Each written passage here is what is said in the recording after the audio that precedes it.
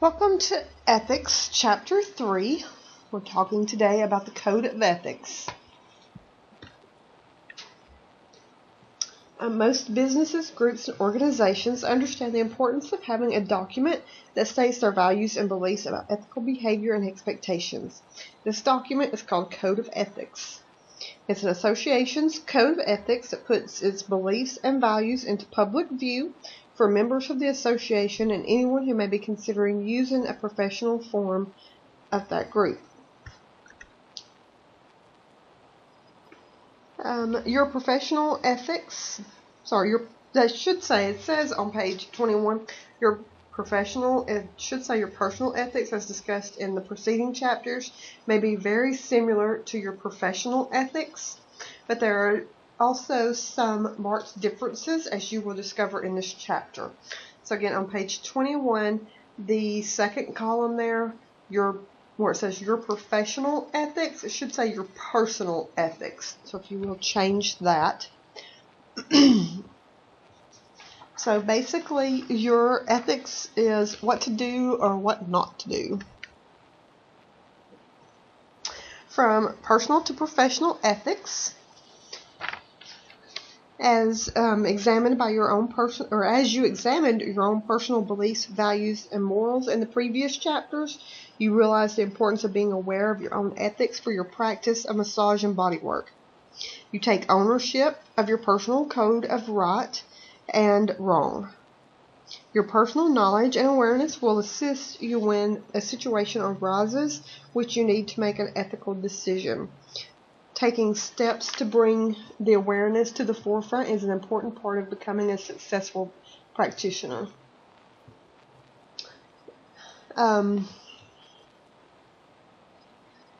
If all practitioners wrote their own personal code of ethics, there would be some similarities, but there would also be some differences or some gray areas.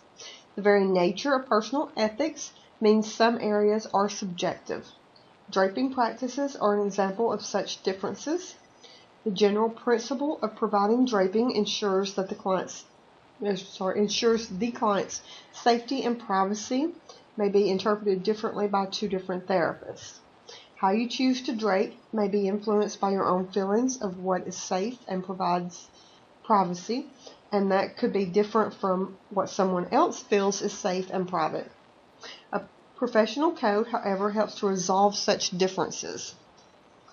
As you examined your own personal beliefs, values, and morals in the previous chapter, you came to realize the importance of being aware of what your own ethics are for your practice of massage and bodywork, and you take ownership of your personal code of right and wrong.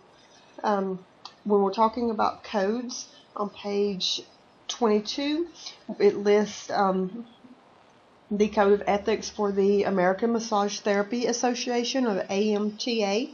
This is the group that you have your insurance for, your malpractice insurance through the school will be. The school is members of the AMTA. And then also you have the National Certification Board for Therapeutic Massage and Bodywork. You have their Code of Ethics.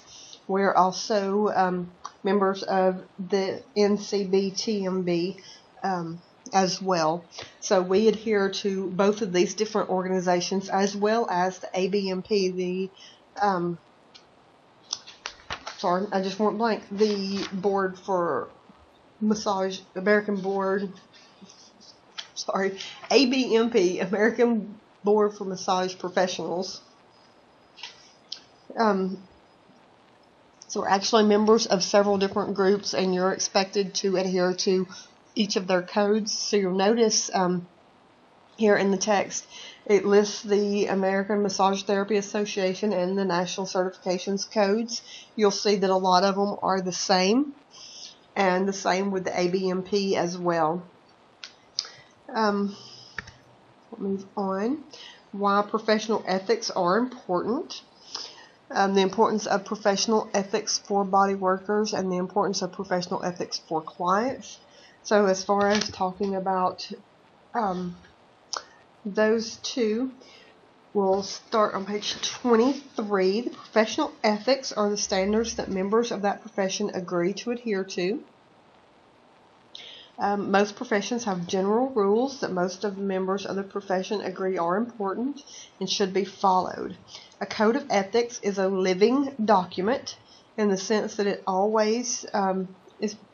is always being scrutinized for any changes that may be needed. So, code of ethics is always a living document. It changes. As the guidelines are tested in the practice of bodywork, an association may see the need to change its code to help members better understand the expectations. More than 100 massage modalities are now available to the public, and the associations ask that the members truthfully explain what type of training they have had and the expected effects of the modalities of the session. You may have heard in general rules are written because someone has done something wrong. This is also true of associations and the codes they write and adopt. Some of these guidelines have been written because some people have crossed a line into what most in the profession consider to be unacceptable behavior. On the positive side, guidelines can offer assistance or structure that may be needed if ethical decision is required. And then it gives the example: your client asks you to perform a chiropractic adjustment on his neck while doing a massage. A simple answer is that it is ethically, or in some case legally, beyond your scope of practice to perform that type of technique. You will lose your license if you do chiropractic adjustments. Anytime you work outside of your scope of practice, you risk losing your license. The importance of professional codes for body workers. The guidelines and structures of a professional code of ethics helps body workers to know what behaviors are expected and are useful when you must make decisions in your practice. You can refer to the code of ethics if a client questions why you have made certain decision or behave in a particular way. And it goes into the example. Your client says she does not care if you stay in the room while she disrobes. You might first say that you feel better leaving the room to give her privacy. If the client still does not understand this concept, you can point out that it is against your professional code of ethics, which makes a very clear statement to the client. The code of ethics is therefore a safety net for body workers when situations arise. In the example above, changing the uncomfortable situation into a simple ethical issue states the case in a way that the client would have a hard time arguing against.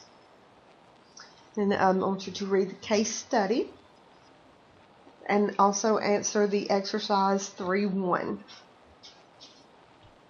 I'll let you pause here to do that, and then we'll come back and we'll talk about the importance for professional codes for clients.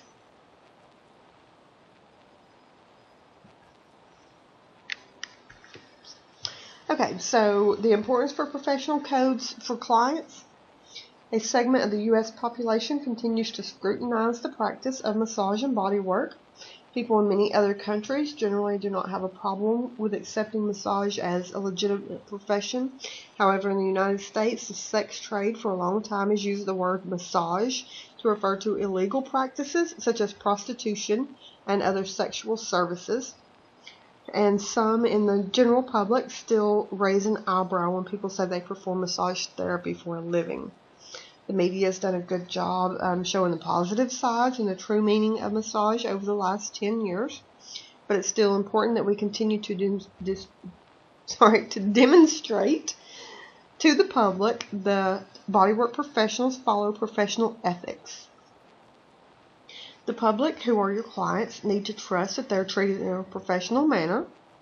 This means they will need to trust that we will perform only the bodywork techniques we are trained to do. Public also needs to know how they will be treated with respect, or know that they will be treated with respect. This means you will listen to the client's goals or needs for the session and not simply do what you want or feel like doing. It gives the example: if your client tells you that he has pain in his upper back and neck and would like to have a relaxing massage, it would be inappropriate to perform deep tissue or trigger point therapy during a session without his permission. It's not appropriate to perform a modality on your client without discussing it with him or her first.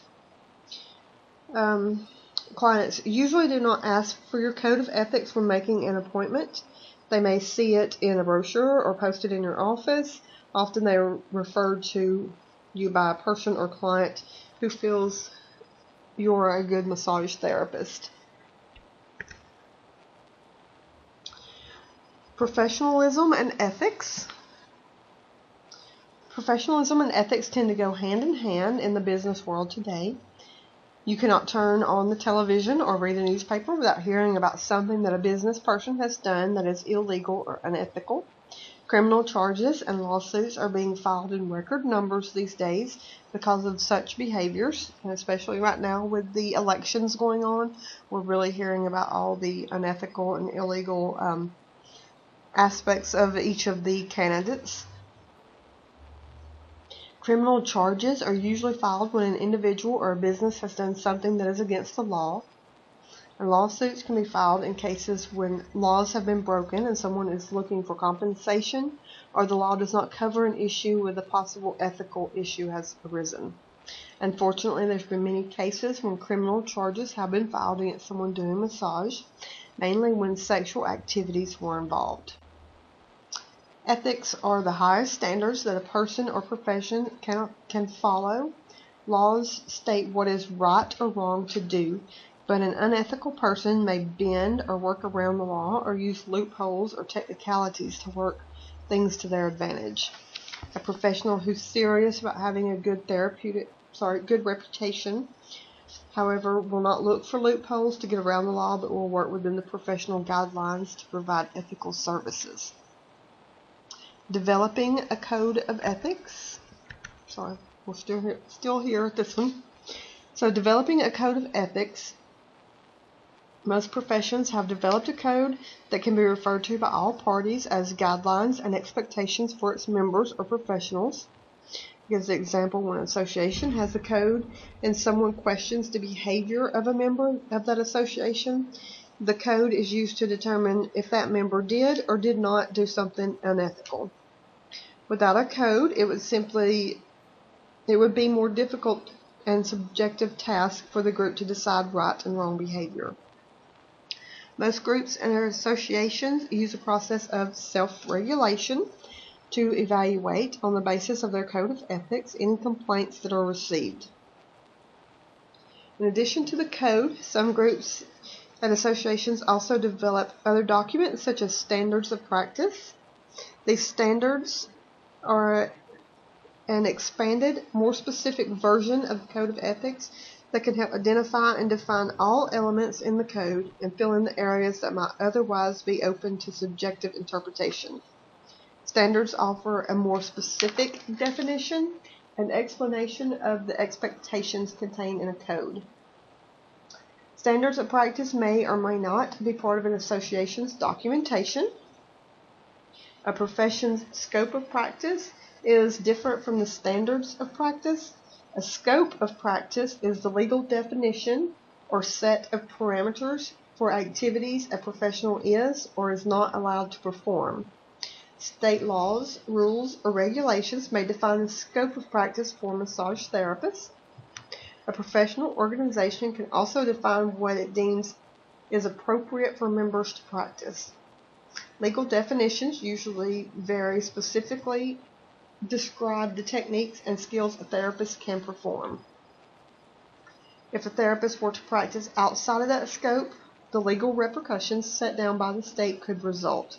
For example, if the scope of practice states that no spinal manipulations will be performed and the therapist deliberately adjusts someone's back, the client would have the legal right to file a complaint with the state agency or board. So key points here is most professionals develop a code to define the expectations for the public and for its members. A code of ethics changes as the profession or members of the group deem necessary, therefore is a living document. Standards of practice help to define the specific guidelines of a code of ethics. And then scope of practice defines what a therapist can or cannot do. Like it is out of our scope of practice to diagnose a client. It is out of our scope of practice to prescribe treatments for a client. It is out of our scope of practice to adjust a client.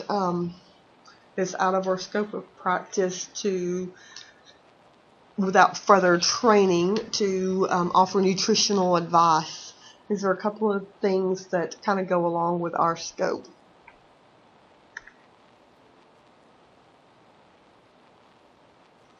Okay, I'm a little bit lost here on our PowerPoint. Okay, we haven't got to that one yet. Okay, so we'll back up again. Okay, so how associations write a code of ethics, and this is important because you will be writing your own code of ethics at the end of this course, the end of ethics, and that actually is part of your final grade for ethics course, is writing your own code of ethics. So, how associations write a code. As the association or groups form, the individuals have organized them soon realize the need for ground rules or guidelines to help the group and its members practice efficiently. Some groups begin with a simple document, while others start out with a lengthy code. Often, a small core group of people work on a document to present to a board of directors or its members for approval. The Code of Ethics is usually considered a living document. We talked about that. It means it can change from time to time as adjustments are needed. The AMTA is a member-driven organization. The National Board of Directors oversees a number of committees that work on documents such as the Code of Ethics or the Standards of Practice when the board determines that work is needed on these documents. Many groups review their documents every few years or on an as-needed basis. If something within the code seems to not be working or is being interpreted in different ways, the group may go back and work to define the expectations more clearly. A code of ethics is a very public document for many groups. It is a statement of what they believe and their expectations for their members. Every member is given a copy of the Code of Ethics, and after joining the group, each member is expected to follow the code.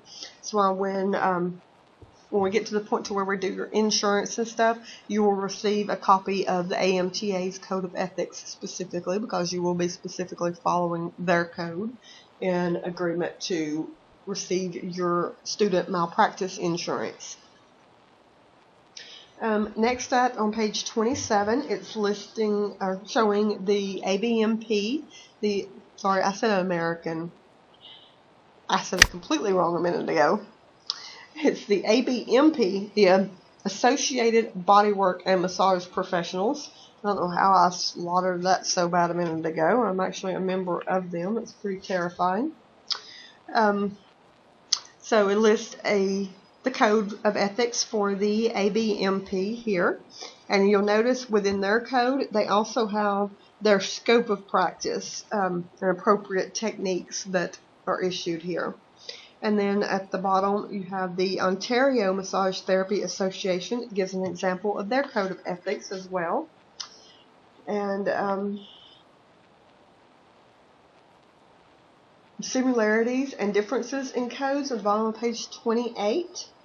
You'll see with all four of these that it lists that there is a lot of similarities, that there is also a few differences, and it's just based on what their group, their board and stuff has deemed necessary to change or alter throughout the life of their Code of Ethics. So Code of Ethics included in this chapter are from several different associations and groups in the massage and bodywork field. As you read through the different codes, you'll notice most codes address certain key areas such as the scope of practice, referrals, appearance, confidentiality, respect, and knowledge. Some codes are very specific, while others leave room for interpretation.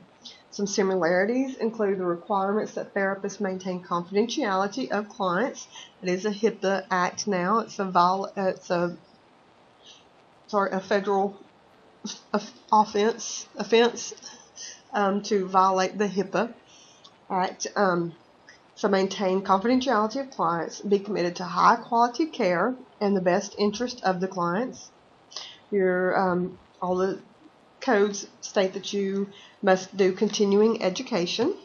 And in the state of Alabama, we're required 16 hours. However, if you go on and you pursue your national certification, which I strongly recommend, then you will be required to do 24 hours every 2 years.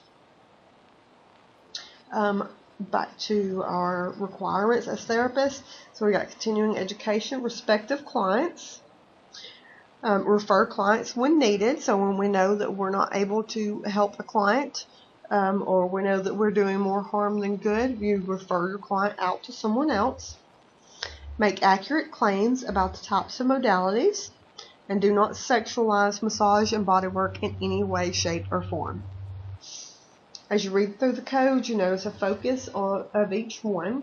In some, respect for the client's needs, confidentiality, and integrity are foremost. In others, specific expectations for the therapist are more obvious. So at the bottom of 28, I want you to pause here and do exercise 3-2.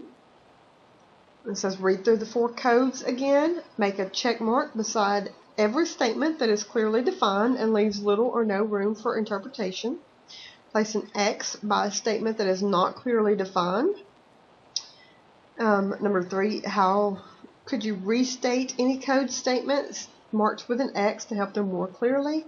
I want you to put those statements in your form. And then, do you feel all code statements should be included in your own personal code? If not, which would you not include and why?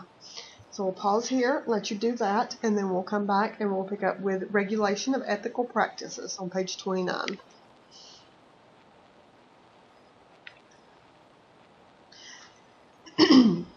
Okay, so regulation of ethical practices. First up, we have therapist misbehavior. A code of ethics can be a working document for a group or association that assists members and general public to know the guidelines and expectations for body workers. When a member of a group does something that a client feels is inappropriate, the client has the right to file a complaint against the therapist. Clients may or may not already have a copy of the code that the therapist should follow, but they may then seek out the code and find that there has been a violation. The client can contact the therapist association and learn the process for which a complaint is made. Sometimes a client may instead contact the local police, city hall, state board, or agency, or even a business association if he does not know where else or what else to do. Clients may also tell other therapists what happened and ask them for assistance or guidance. In other cases, they may simply drop the issue and be left with a bad opinion about the profession of massage and body work. Client misbehavior. Clients are not regulated by the groups or associations of body workers, but when a client misbehaves, the therapist has cause to be concerned and can turn to his or her professional code of ethics for guidance.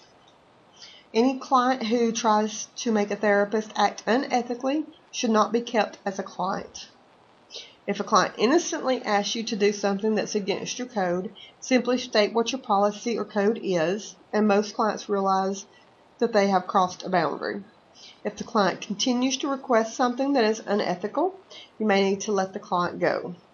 Depending on the situation, a therapist may need to end a session and not schedule any further appointments. Then it gives the scenario of the client, which you go through and do that. In the scenario presented, the client questions lead the therapist to review his or her policies or codes. The original client was most likely genuinely concerned about her sister. Explaining the guidelines for confidentiality in your code of ethics will assure the sister that you must keep all information about all clients confidential, even among family members. You will have lots of clients that will try to find out information about friends or family members that they've referred Most of the time they don't really realize that we can't tell them anything, and they're usually content when we do tell them that that is the case. But you will occasionally have a few that will keep insisting that you tell them what is going on with their husband or with their wife or mother or sister or brother or whatever the situation is. But stick to your guns and know that it is a HIPAA violation to discuss any client with another client without prior written consent. So key points: know your ethical boundaries. Practice how to tell a client about your ethical code. And clients can make innocent requests not knowing they're asking you to break your code. Applying the codes in your practice. Again, make sure you know your ethical boundaries. Practice, well, this is our key points from the last section. Practice how to tell your client about your code, and then practice telling the client to leave if needed. There will be situations where you will have to end a session in the middle of treatment, and you do need to practice that and know what to say or what to do, what warrants that extent of action. Okay, so key terms. We have Code of Ethics. We said this is a living document that states an individual's or group's beliefs, standards, and ethical expectations. Professional ethics, a consensus of a group or association about its expectations concerning ethical principles and behavior. Self-regulation. This is a process by which a group, association, or profession sets guidelines, expectations, and repercussions for inappropriate behavior. Standards of practice. This is the accepted way in which ethical behavior is performed. And then scope of practice is a definition or set of parameters for activities a professional is or is not allowed to perform. And that brings us to the end of Chapter 3. Go and take your quiz if you have not already done so. Read or reread your chapter if necessary. And we'll pick back up with Chapter 4, Laws, Rules, and Regulations.